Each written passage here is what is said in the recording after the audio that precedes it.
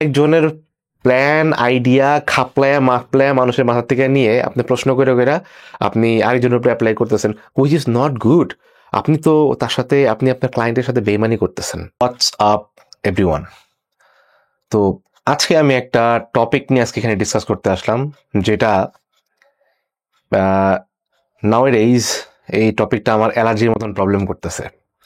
এবং টপিকটা হচ্ছে যে আপনি দেখবেন যে এখন খুব কম মানুষের কাছেই শুনবেন যে আমি একজন ট্রেনার। যে যার কাছে যাবেন, সে নতুন হোক পুরান হোক যেই হোক, আমি কোচ। কোচ শব্দটা যে কত বড় একটা রেসপন্সিবিলিটি, এটা কি কখনো আপনারা চিন্তা করছেন?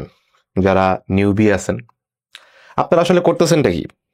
আপনারা করতেছেন হয়তোবা আপনারা কোনো এক ট্রেনারের আন্ডারে আছেন, কোনো এক কোচের আন্ডারে ট্রেন করতেছেন, যার এক্সপিরিয়েন্স অনেক বেশি, এবং আপনি মনে করতেছেন যে প্ল্যানটা আপনি ফলো করতেছেন তার থেকে, এবং তাকে আপনার প্ল্যানের বেসিসে যে কোয়েশ্চেনগুলো আপনি করতেছেন এবং যে উত্তরগুলো আপনি পাচ্ছেন, মনে করতেছেন যে এইটাই মেবি জেনারেলি সবার উপরে অ্যাপ্লাই করা যেতে পারে।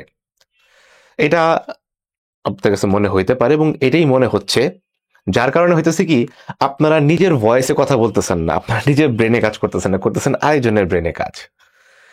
এখন আপনি যার কাছ থেকে কোচিং নিচ্ছেন, ডেফিনেটলি তার নলেজেবল হওয়া জরুরি, এবং ডেফিনেটলি আপনার প্রোগ্রাম নিয়ে যত প্রকার প্রশ্ন আছে সেগুলোর উত্তর আপনাকে আপনার কোচ দিবে, ইন ডিটেল দিবে, কিংবা যেভাবেই দেয় দিবে।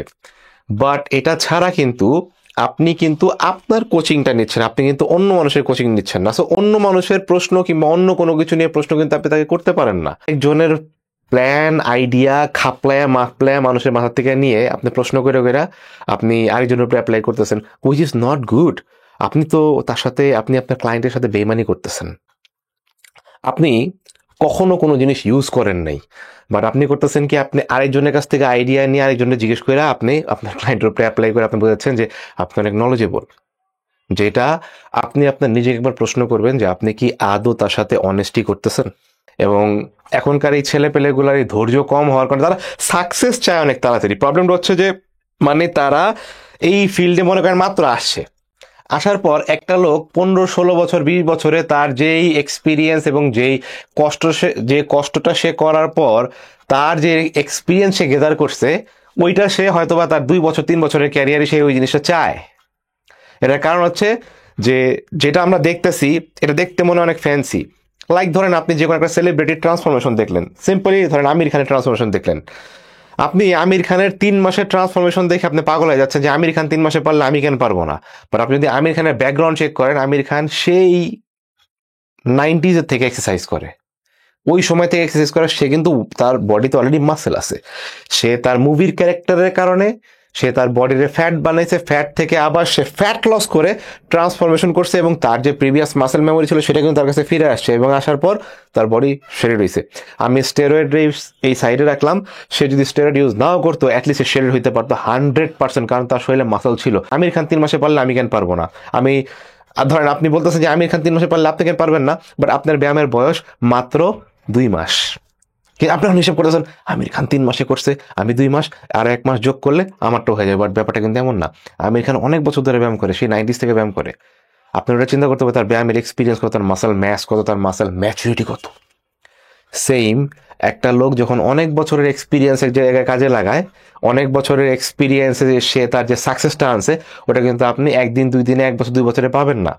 আপনারও ফিল্ডে কাজ করতে হবে। আপনি ওয়ার্ল্ডে যত সাকসেসফুল কোচ দেখবেন, কেউ কিন্তু 2-4-5 বছরে সাকসেস হয়নি। তারা অনেক বছর ধরে খাটতে 2-4-5 বছর ধরে তারা সাকসেসের চেহারা দেখছে। সাকসেসের চেহারা দেখা আর রাতারাতি সাকসেসফুল হওয়া দুটো কিন্তু 2 জিনিস। সো ফ্যান্সি দুনিয়া থেকে বের হয়ে আসেন, স্টাডি করেন, পড়াশোনা করেন। ধরেন সার্টিফিকেট করছেন আপনি কোনো এক সময়, সার্টিফিকেট করা অবশ্যই ভালো, কারণ বেসিক নলেজ থাকা সবাই জরুরি। বাট ওই বেসিকে আটকে যায় না।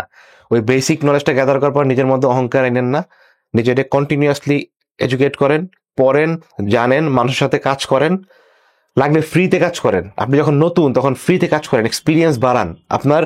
আপনার ডায়েরিতে কিছু নাম অ্যাড করেন যে আমি এই কাজগুলো করছি, ডাটা নেন, কালেকশন করেন, সবকিছু রিসার্চ করেন, একটা ক্লায়েন্টের উপরে কাজ করে ডাটা নেওয়ার চেষ্টা করেন যে কিভাবে কাজ করতে হয় ক্লায়েন্টের সাথে।